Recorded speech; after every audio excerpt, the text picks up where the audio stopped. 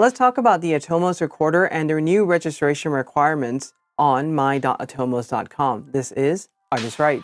Before we start, subscribe if you're new and hit on the bell icon so you'll be notified every time I upload cool new videos like this.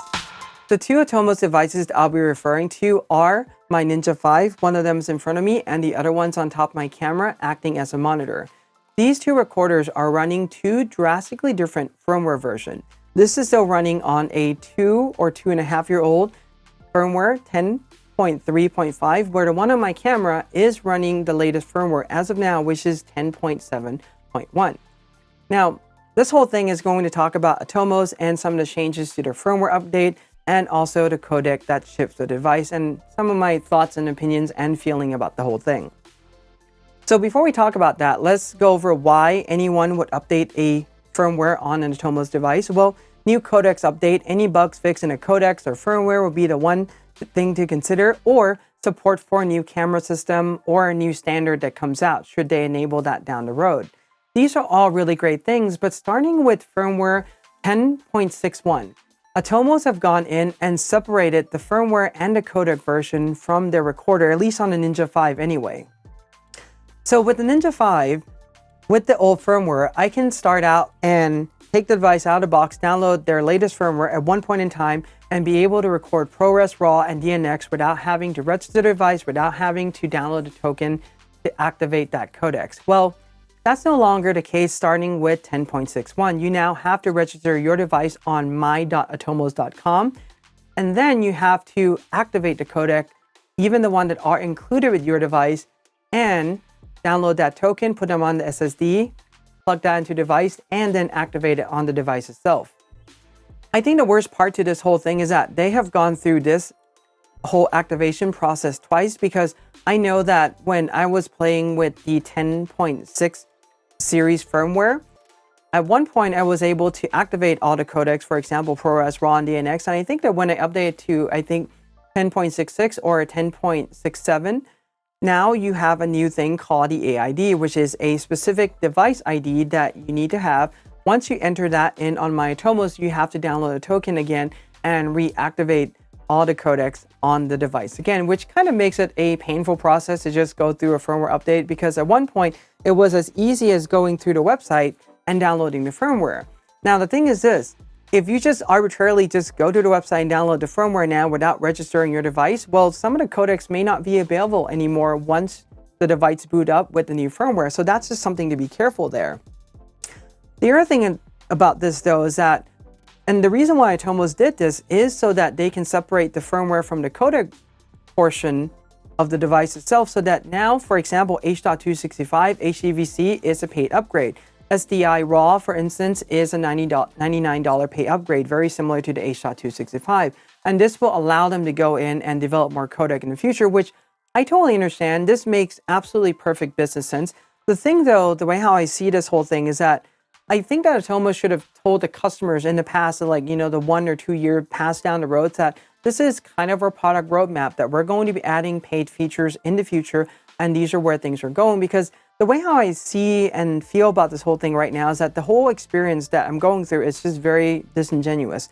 Where, you know, for example, if I don't want to do H.265 recording on this device, well, I don't really need to update the firmware, and I'm just going to keep it at this old firmware that I don't have to register my device on my.atomos.com. Now, this whole thing too also creates a few other frictions. For example, what happens with firmware update down the road? For example, I have installed firmware version 10.67 and activated a codec there. Then what I have done is downloaded 10.7.1, which is their latest one. And so far, in updating that firmware, the codecs does remain with the device, but because they already have broken this once in the earlier 10.6 something version, there's no guarantee that once Atomos release the new firmware 10.8 that they're not going to break this codec again. And if you have access to my.atomos.com, you can register your device on there. It's not a problem. But this also creates a huge headaches for anybody who's buying an Atomos device in the secondhand market or a used Atomos device, because you don't know if this device is registered to someone else's account or not. And that makes it a whole process that you need to go do and research and see if you can even register a device to your email, to your Atomos account. And I have already gone through and create another sudo account using my other email and tried to register a device that already been registered to my primary account. And guess what? It says that the device ID itself has already been used with another account and nothing can't really be done. You can't add that. So far in logging into my main account, I don't see anything that allows me to really go in and remove my Atomos device from the list or from the registered device. I mean, I can click on edit detail here, but it tells me to contact support.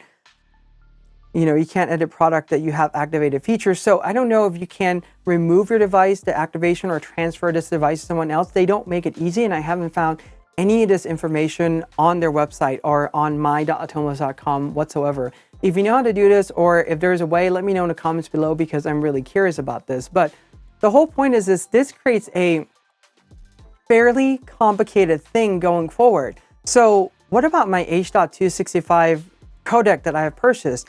If I sell this device, does it go with the device? And down the road, if somebody who purchased my device have to download the token again, can they have access to it? And how do I transfer the registration from this to another person? I mean, it just adds a whole bunch of complexity that wasn't there before. And that's the other thing that I don't really like about the registering device on my.atomos.com. At least if there's something like that there, you should have a function where I can go in and unregister the device or deactivate the codecs on the device itself. You know, just something along those lines that makes the whole process a little bit more round trip, a little bit more easier, rather than just downloading the codec, putting it on the device, activate it, and that's pretty much it, right? So I don't know. The whole experience with this so far has just been one of those things where the company are now trying to lock us in even further into their ecosystem. And it's not like we're running a hacked firmware on these Atomos recorders anyway. So I just find this whole experience, like the downloading token, the fact that I have to go in and activate this whole thing, just really cumbersome in general. So far, you can update the firmware and the codecs does remain on the device, but there's no saying down the road what's going to happen, especially if I sell this device, for instance, that has been updated to the latest version of firmware with the activated like 265 to someone else. Are they going to have those problems? And like I said, are they going to be even able to access all these codecs that were even included with the device that are not even a paid purchase, such as ProRes RAW or DNx? So a lot more questions here that Atomos didn't answer. The one thing though that I will say is that they have improved their website a lot from a few years ago, where I can't even download the latest firmware version without running into a problem, and trying to contact Atomos support in the US was pretty much abysmal, because you know, sometimes somebody will answer the call or somebody won't. There's no voicemail. There's no way to get to support really easily. But hopefully they have improved on that. I haven't had a reason to reach out to them recently, but you know, just something that I want to add in as an anecdote there. And like I said, you can just go in and search Atomos and download the current firmware. The problem is that if you haven't had those codec activated before, and if your device was purchased used running at least 10.61 forward, you're going to run into some problems where if the codecs weren't activated before, you're going to have a lot of problems trying to activate those codecs that you may want to use on your Atomos recorder. So that's just something to think about. That's just my opinion and my food for thought about these Atomos recorder and their requirements so far. If you have any thoughts or comments, feel free to leave them below. I'd love to hear what you think about this, especially if you use an Atomos recorder. Give this video a like, subscribe, and hit on the bell if you're new. And until next time, in art we trust.